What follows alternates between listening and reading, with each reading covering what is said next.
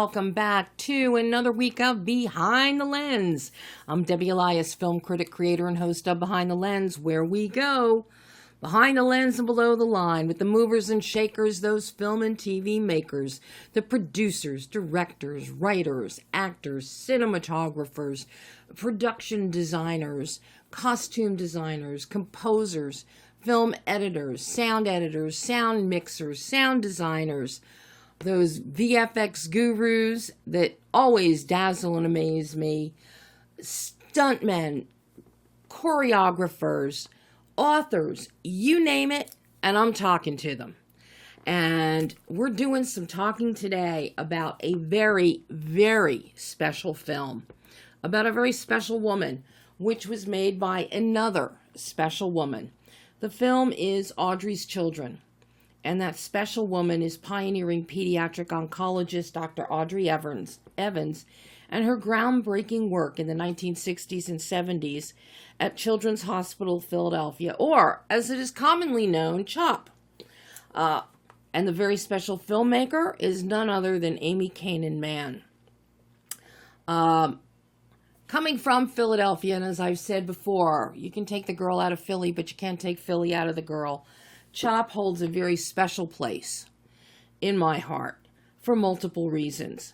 And to see Audrey Evans' story finally being told is just fantastic. Audrey's Children is the untold true story of Audrey Evans, a British physician who came to the United States and really burst onto the scene in 1969 as the first female chief of oncology at CHOP. She battled sexism, medical conventions, subterfuge by her colleagues and peers. And through all this, she battled everything and developed the very first Neuroblastoma Staging System for treatment of pediatric oncology. She also co-founded the first Ronald McDonald House with Jimmy Murray, then general manager of the Philadelphia Eagles, which, as many of you may know, Ronald McDonald House was developed for families of patients so they would have somewhere to live when their children were getting treatment at hospitals. Her neuroblastoma staging system ultimately impacted the lives of millions of children and families around the world and has been a cornerstone in further research and development in the treatments of cancer. She came to CHOP in 1969. 1971, she developed her neuroblastoma staging system and proved it to be effective after battling peer review and board review by the hospital. She was a woman. Why listen to her? First Ronald McDonald House was founded in 1974 in Philadelphia. And her journey was really interesting. She came to the United States. She couldn't get a job as a doctor. She got her medical license in 1955. Went back to England, came back to the United States, did a brief stint at Boston Hospital, and then was in the hematology and oncology unit at University of Chicago, where she was recruited in 1969 by C. Everett Koop, who was surgeon-in-chief at CHOP. And as many of you may know and remember, Koop went on to be the future U.S. Surgeon General. She was brought in by Koop to create a pediatric oncology unit at CHOP, and she stayed there for the rest of her career and beyond. Audrey Evans passed away in 2022 at the age of 97. She would have turned 100 years old this year on March 6th, which is why the film is being released in March in honor of Audrey's 100th birthday. What's really... now, Audrey herself worked on the film. She was a great collaborator on this film and working with Amy and in working with Julia Fisher-Farbman, who wrote the screenplay. Unfortunately, she passed away 2 weeks into the start of physical production of the film. So there is a lot of emotion in this film on multiple levels, in front of the camera, behind the camera, and the impact that Dr. Audrey Evans had on the world. And even at CHOP is one of the leading researchers today for many diseases, including being at the forefront of gene replacement research, searching for a cure for BPAN, a beta propeller protein associated with neurodegeneration and related WDR45 disorders. And sadly, BPAN, as neuroblastoma was back in the 50s and 60s, an orphan disease. BPAN only afflicts 750 children worldwide. Now, in the United States, orphan diseases are defined as affecting fewer than 200,000 individuals. And that was set forth in the Orphan Drug Act of 1983. Which means there is limited research and development due to the rarity of the disease and the affliction, the research may not prove profitable for pharmaceutical companies to develop treatments. Thus, there's no money.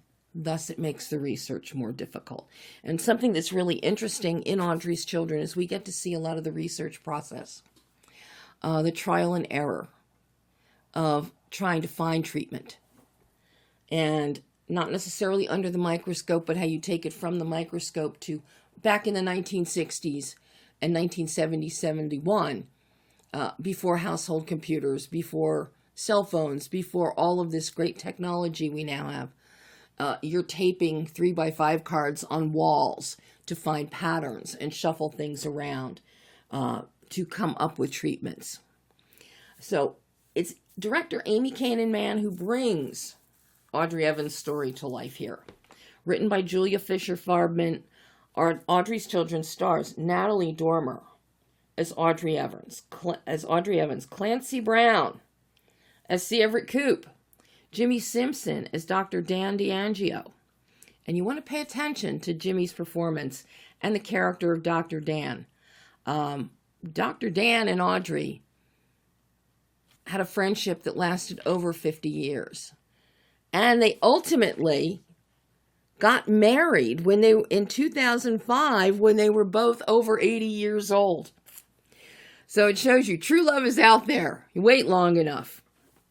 But Brandon Michael Hall steps in as Dr. Faust, another colleague. And then there is a scene-stealing performance by young Juliana Lane as a young cancer patient named Mia. Juliana she's scene-stealing. She steals your heart. She is amazing. Amazing.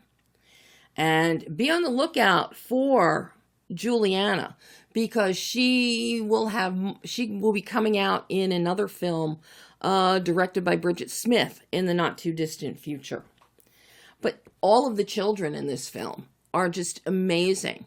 And as you're going to hear in this interview with Amy, she talks about casting the children in addition to the adults.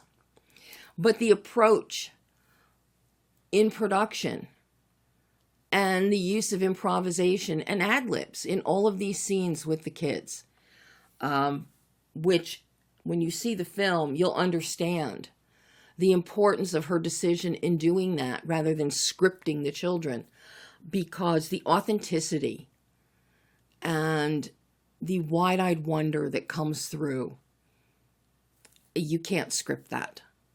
That just comes from within, from the heart.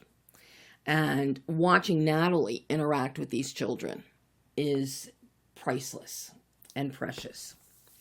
And for all you Philadelphia fans out there, you're Eagle fans, I got to tell you, be on the lookout, because there's a nice cameo from Jim Murray Jr. Now, the younger generation may not remember who Jim Murray was in the Eagles organization, but he was the former general manager of the Eagles and co-founder of the Ronald McDonald House with Dr. Evans. And Jim's son, Jimmy, plays his father in this film. That comes in the third act of the film, but it's a nice little tidbit for all the Philadelphians out there and the Eagles fans. And something I didn't realize going into this film, and after doing a little homework, do you know there are now over 685 Ronald McDonald houses around the world? And the very first one started in Philadelphia. Production values are first rate in Audrey's Children, thanks to cinematographer John Kang, along with editor Matt Ramsey, who does an amazing job, as does John. John is a master of light. Really beautiful, beautiful work by both of them. Composer Genevieve Vincent, production designer Amber Uncle, set dresser Kimitha Cashin, and costume designer Sarah Marino. And last time I got to speak with Amy was about, back in 2010-11 for her work directing Texas Killing Fields. So it's been a little bit.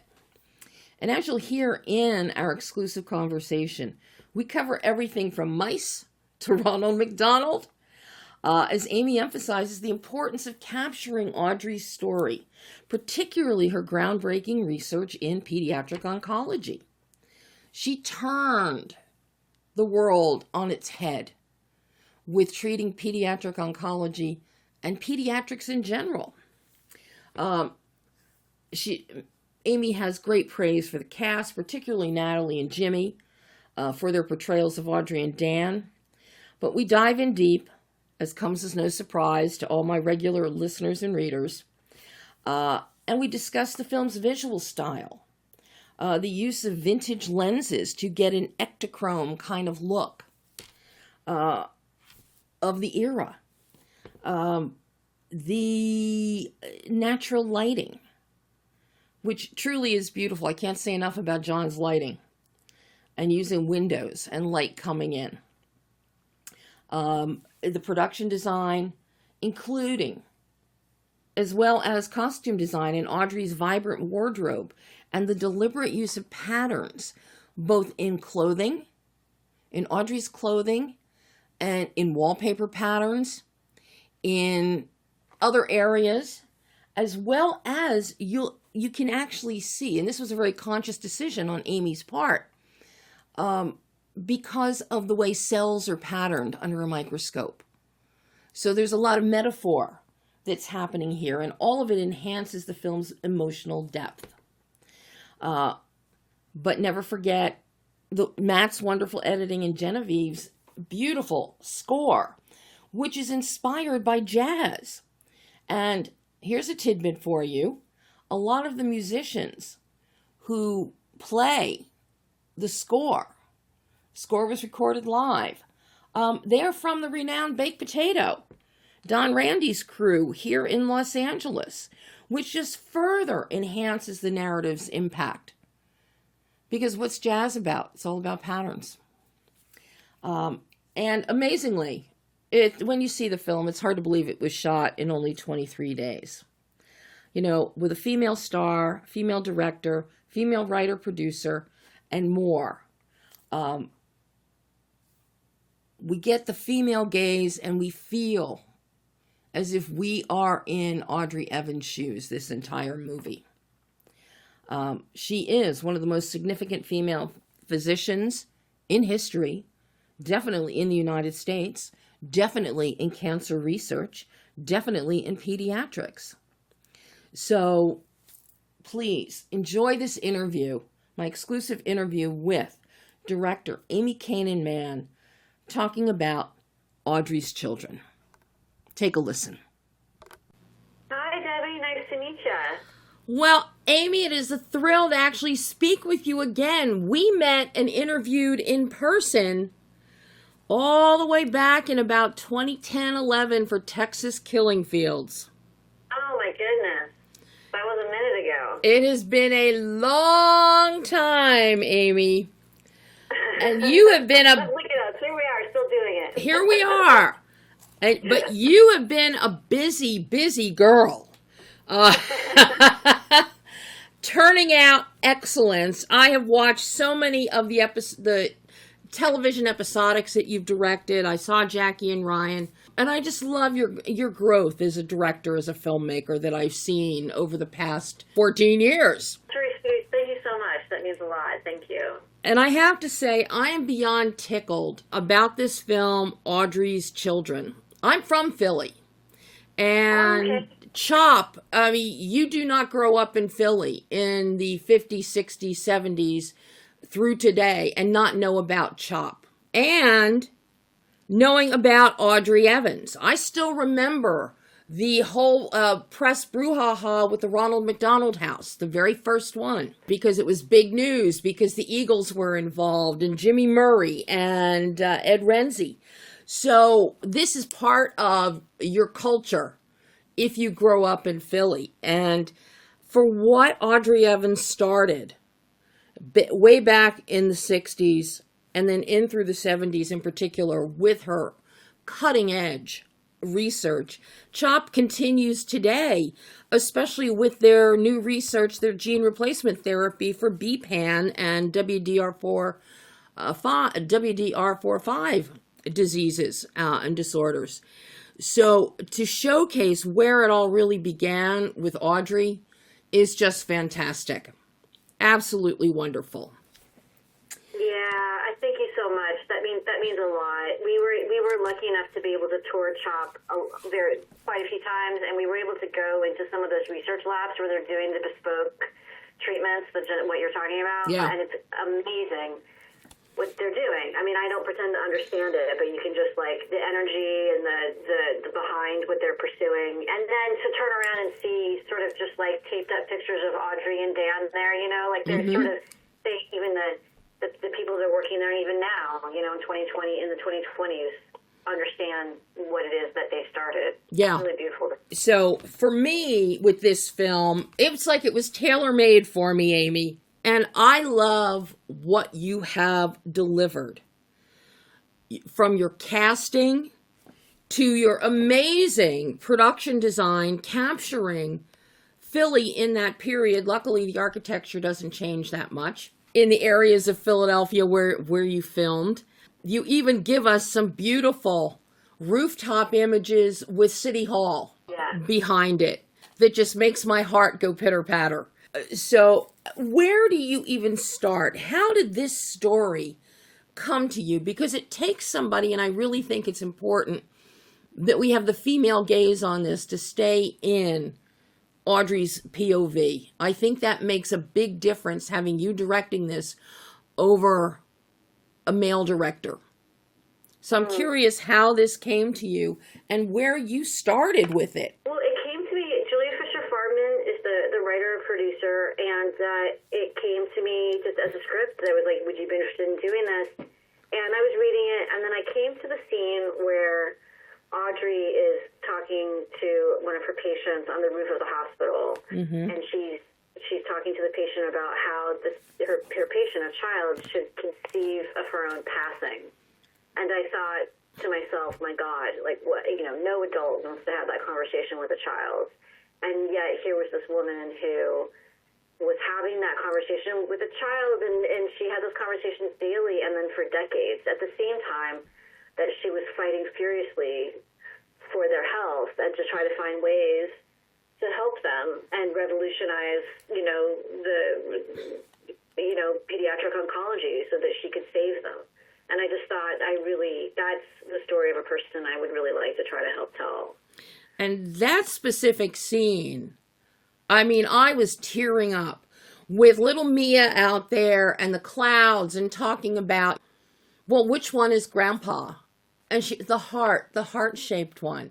And it's like your heart just melts and the waterworks get turned on. You have brought so much emotion to this film. But I can see why that would be the scene that would really grab you as you're reading the script. Was it difficult, first of all, to cast this film? You've done an impeccable job with the casting.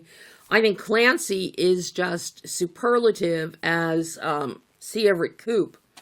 But then you cast Natalie and Jimmy as Audrey and Dan. Perfect chemistry. And you needed that for the truth in real life. So I'm curious how challenging the casting process was for you. Well, as with any casting, you're trying to discern the essence of the character, what was in the story that you're trying to tell, and then if you can discern the essence of the character, then you can discern the essence of character relationship to another character.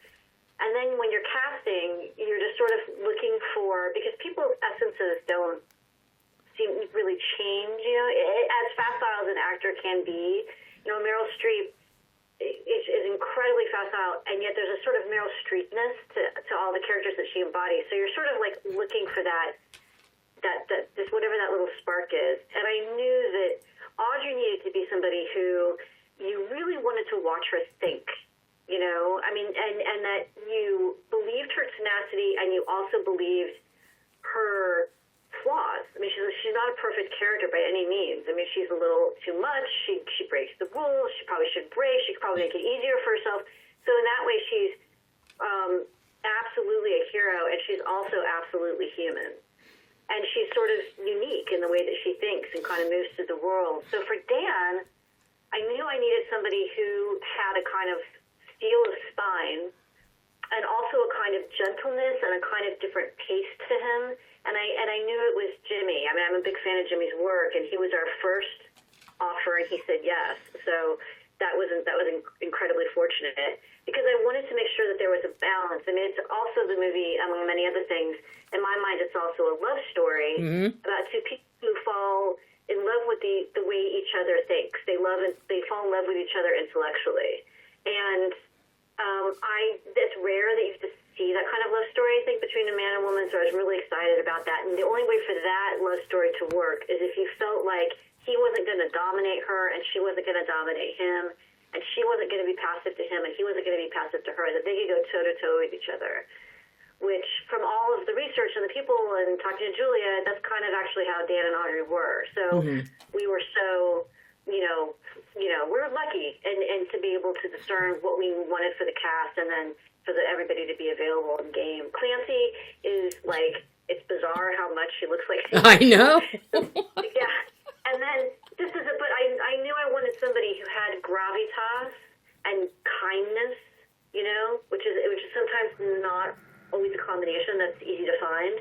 And then for like Brandon Michael Hall, I wanted like the energy and the buoyancy and the enthusiasm of, Audrey did a lot of mentoring, so I wanted somebody who could really capture what it was to be somebody who was under the tutelage of somebody like Audrey, and really respected the work that she was doing. And then the children, I just really love working with kids.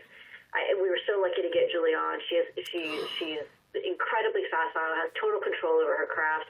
And then a lot of the other kids, a lot of the dialogue in there was improvisation. So it was just about, casting kids that felt right and then giving them a context to feel vulnerable enough to work with Natalie the way that they did. And watching Natalie with the children, it's easy to see why it would be improv, because she has such a beautiful spirit and rapport with them. When she's talking about the pink medicine and these special things, to take them out of the seriousness and make them smile. And I love watching her in the scenes with the children. And you are absolutely right. You lucked out with Juliana as Mia. Wow. Yeah. Wow. Yeah, she's great. She's really great. I mean, that's really difficult to do. The scene, the scene where she passes. It's, I guess we're giving away that might be a spoiler, but that's not easy for anyone to do. Yeah. And she handled it with grace. I mean, what you see on screen is take two, and I think there were 2 takes. Oh my God. So she nailed it. Amazing. Now, once you had your cast in place, you've got this incredible script from Julia, and you bring in John Kang as your DP. I love the visual tonal bandwidth that you create, the softness that we have, your use of color. What were your conversations like with John to develop your visual grammar? Because this is an instance where we do have quite a few extreme close-ups and close-ups because of the children, because of the emotion, because of the mouse. Talk to me about how you developed your visual grammar on this one.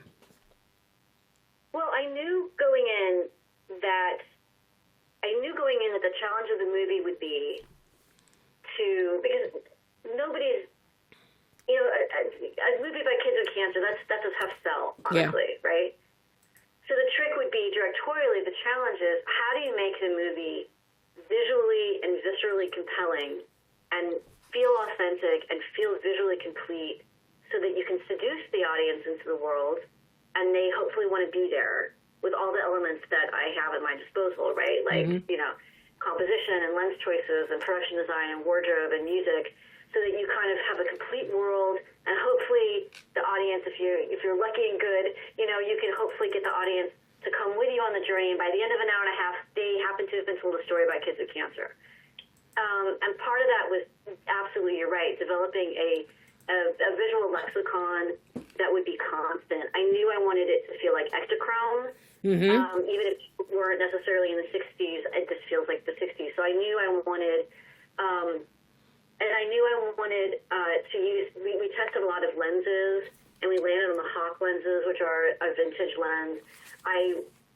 In testing the lenses, I come from a photography background, so I'm a pretty camera-heavy director, and I compose everything. And what I loved about working with John was, and I say that to anybody I'm interviewing for when I'm going to work on a movie, because every director works differently in terms of how they work with the DP. So I said to John, like, look, I don't pretend to know how to light, but I do know how to compose. So what we're looking for the light is just, I want it to feel incredibly natural. I want it to feel very organic. I want it to feel like it just happened to be there. And, part of the challenge is we're in a hospital a lot, so the windows were really critical in how we played with the windows. And he's just incredibly painterly with his use of light. And, we really liked working together. I would sort of say, like, here's the shot, and then, like, he would just paint it with light. And so, and it worked out really beautifully, I think. I think we achieved what we wanted to achieve, which is that it felt, and hopefully we achieved what we achieved, which is that it felt consistently kind of compelling, and that you just happened to be there in the world. Sometimes when you have movies that are set in a period, it can feel a little not real. And I wanted, like, that dirt, that grime. I wanted dust motes. I wanted dirty clothes. I wanted the dirty light. I wanted things that felt that you were just there with her. Well, you definitely achieved that. And there are so many shots that look like that Vermeer painted them, with the way the light is utilized. And lighting, yeah. I mean, just absolutely gorgeous. Now, a big part of this is your costuming and your production design and set dress. And this is where a lot of color comes in, primarily through Audrey's clothing, her dresses. I love that, I'd say, 90% of her clothes are florals and prints. They're vibrant, they're alive, they're happy. She's got a couple you've got that gorgeous blue evening gown for the gala. You've got that red suit. And then there's a green. Powerful moments where she wears those. But otherwise, it's all of those florals with color that makes you feel happy. And I can see where a child would feel happy seeing those things. So I'm curious about working with, and of course, Amber, your production designer, did an amazing job with Audrey's house, the interior of that, the wallpaper. Here again, that beautiful light, the arched light in the living room. Talk to me about working with your department heads here to create this beautiful, beautiful canvas.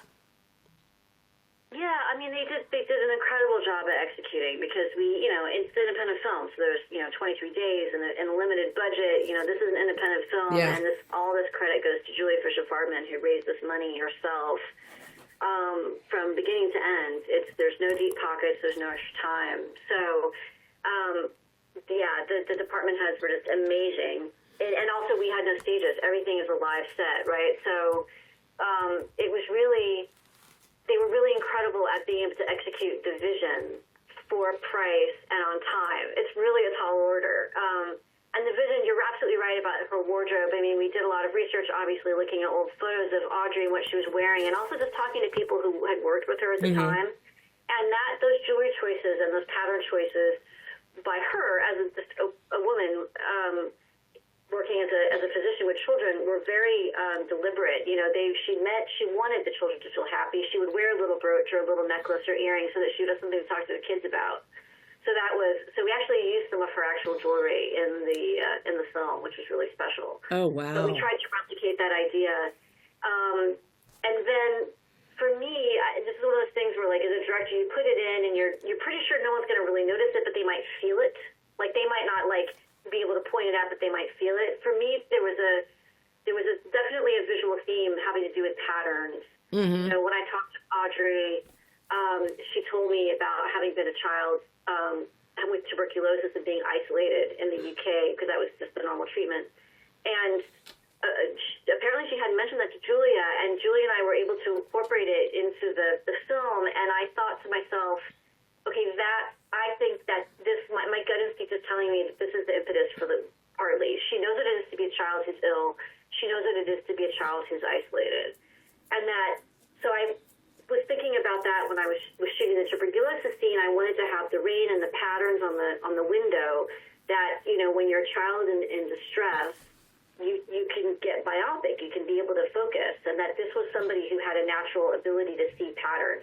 So there's a visual through line between that and then the patterns that she's choosing for her own costume, the patterns of the wallpaper in her apartment, that she tears one level of wallpaper off to reveal another pattern, which all leads to the pattern of the cards on the wall when they're discerning the staging system, so that you see, hopefully, when you feel a through line of this is somebody who is sometimes awkward and sometimes making mistakes and jumping unnecessarily into swimming pools, but she has this gift that she can see the patterns of things, and she's brave enough to follow that gift, and that leads to her discovering what she discovers in terms of the staging system for neuroblastoma, which then helps her, circling back, help the children that she identifies with, having been a children who was ill herself.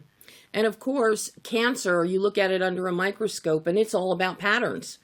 Exactly. And how that is differentiated from normal cells. You put so much thought into this film, Amy, and it all pays off. It's there on the screen with so much love. You feel that in this story and in this film. Now, how was the editing of this one? Because you're inserting, her own flashbacks, young Audrey, and we see a little more with each one that we get. And then going back and forth, you share the wealth with screen time for the kids. You share the wealth with moments between Audrey and Coop and Dan, and then a lot of alone time for her. So I'm curious about the editing process and finding the pace and the emotional beats here.